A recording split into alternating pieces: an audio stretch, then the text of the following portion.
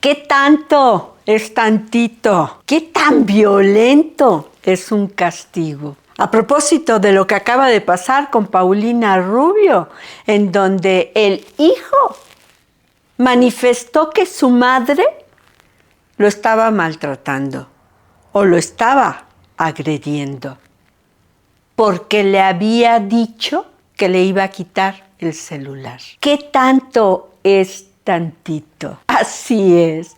Vamos a hablar sobre la violencia.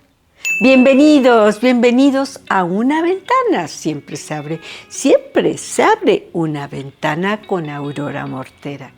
¿Sabías que así como existe el termómetro para medir la temperatura, existe el violentómetro?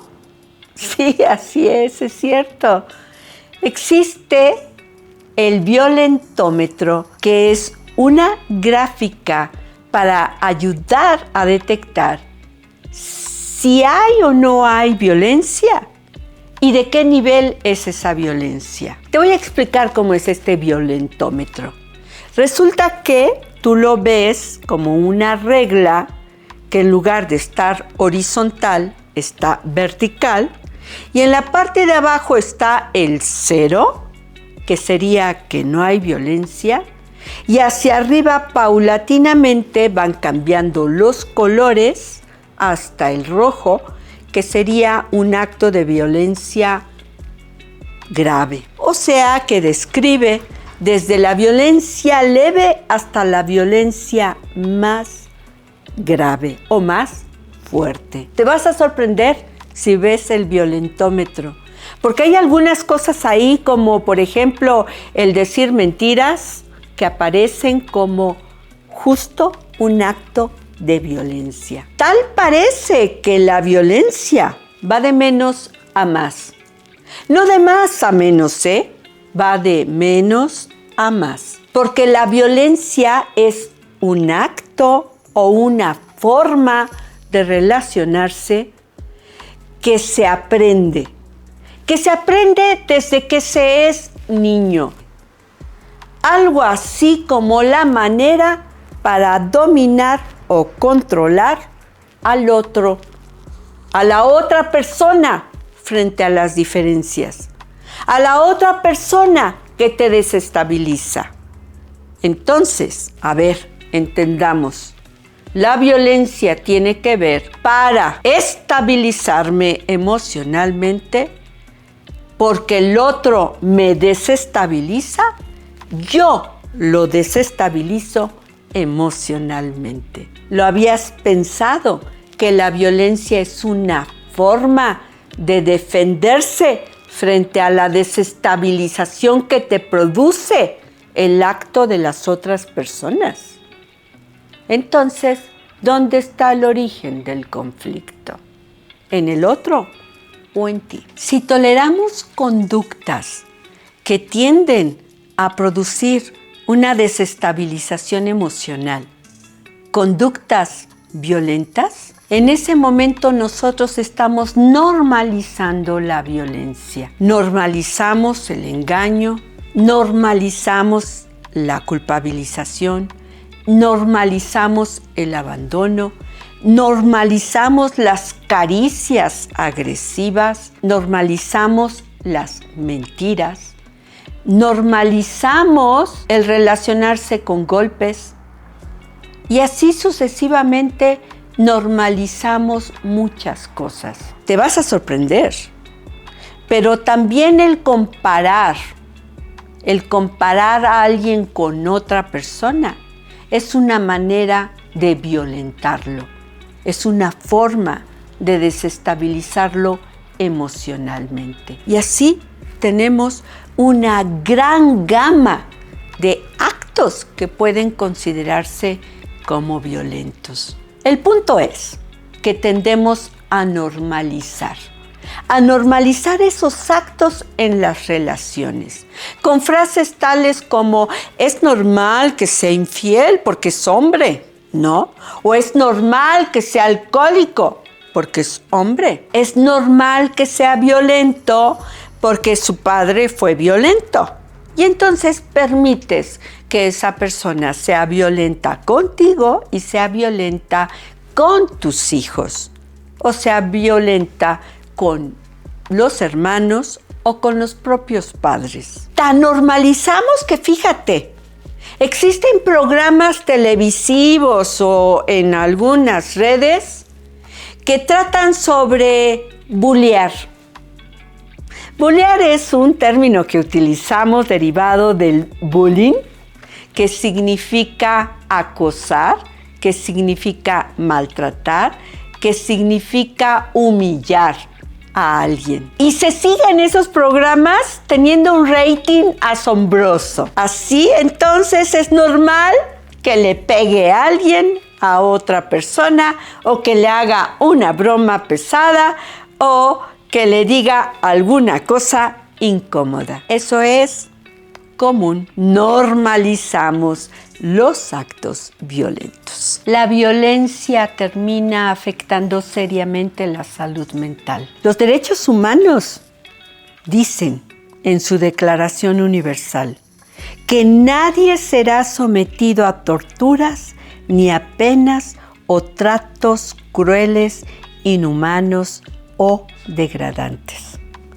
Algo así como la creación de ambientes que desestabilizan al otro. Alicia Rodríguez, una especialista en temas jurídicos, describe cómo en España existe en el derecho penal una ley que sanciona cualquier acto que convierta el ámbito familiar en un microcosmos donde existe miedo y dominación. Eso significa entonces que la violencia empieza en la familia. Empieza en la familia para pasar después a la escuela, luego al trabajo, luego a la parte que tiene que ver con los vecinos, luego termina siendo con los propios padres. La violencia se convierte entonces en una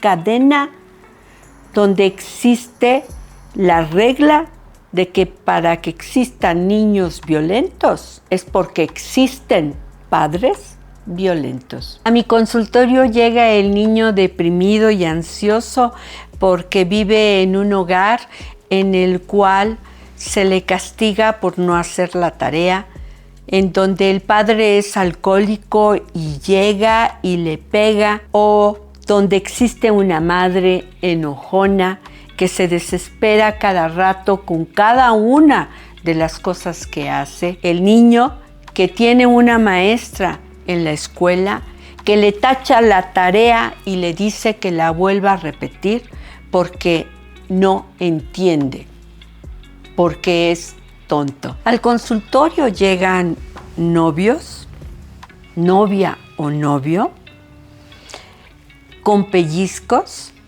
y hablando acerca de las prohibiciones que vive, como la prohibición de cómo vestirse o con quién relacionarse. Al consultorio también llegan los hombres, por supuesto, los esposos que son ignorados, los esposos que son humillados, los esposos que no son considerados en el trato con los hijos, en la crianza, y que se sienten excluidos y sufren. También sufren maltratos o violencia. Al consultorio llega la esposa deprimida. Esa esposa que se siente humillada y que siente que solamente es tratada para cuidar a los hijos o para limpiar la casa. Esa esposa que admite que le digan lo que tiene que hacer y con quién se tiene que relacionar.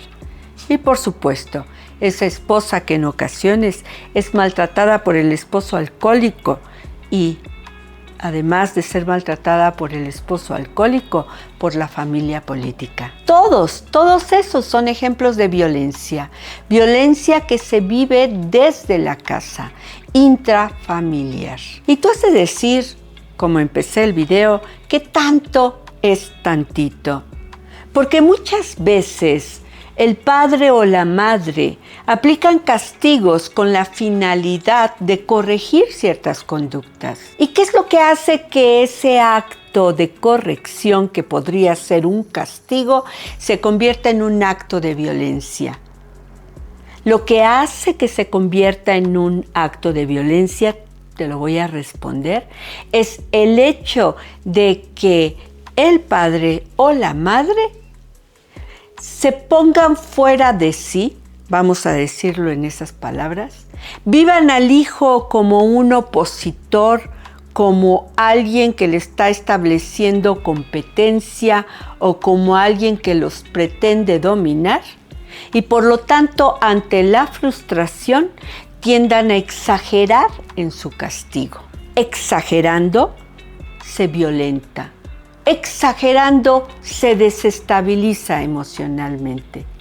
Por supuesto, como se dice comúnmente, a veces se necesita el chanclazo, pero es muy diferente a querer dominar y a dejar de reconocer la propia subjetividad de ese niño o de ese adolescente. Date cuenta que el punto clave que convierte a un acto, ya sea de un padre hacia un hijo, de un esposo hacia una esposa, o en una cuestión laboral, es el no poder soportar las diferencias y no poder negociar o tolerarlas y reaccionar a la defensiva con ellas. Así que, ¿qué tanto es tantito? Reflexiónalo. Cuando tú pierdes el control, cuando tú ves a la otra persona como alguien que es tu enemigo, por supuesto que con facilidad puedes caer en un acto violento.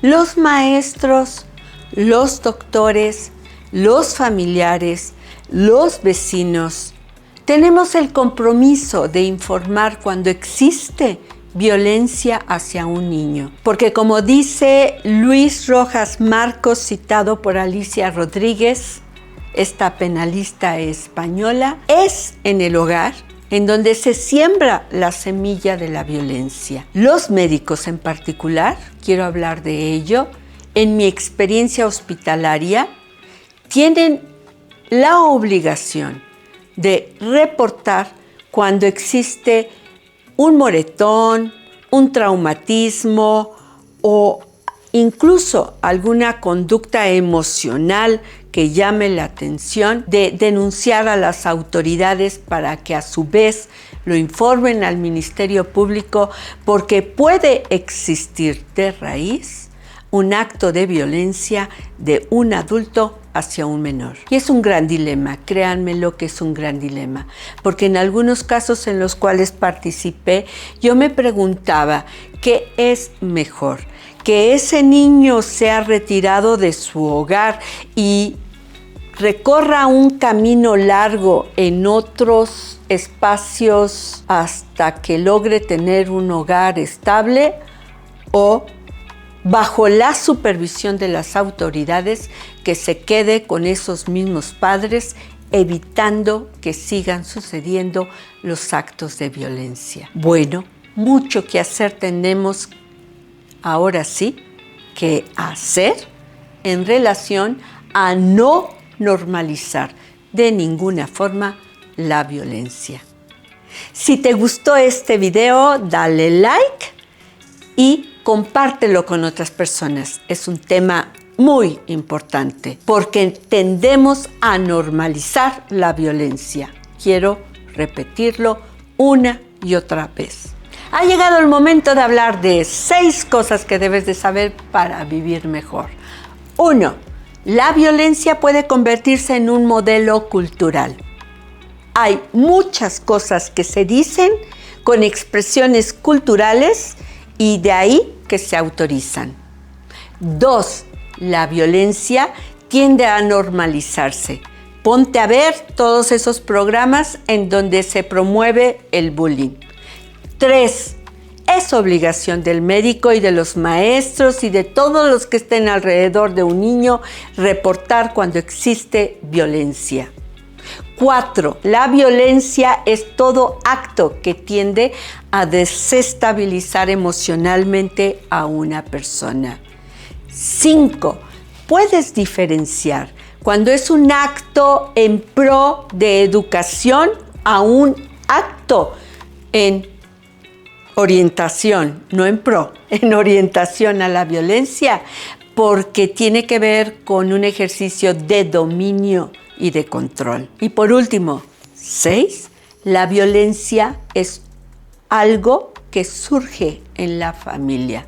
Es la semillita que surge ahí, que se siembra en el ámbito familiar. Si te gustó este video, dale like. Nos vemos la semana que viene con un tema muy especial. Tengo una invitada también muy importante que nos va a hablar acerca de los retos en la investigación en México. ¿Eres de los que piensas que la investigación en México no puede realizarse? ¿No da resultados o frutos? Bueno, te vamos a contestar esa pregunta.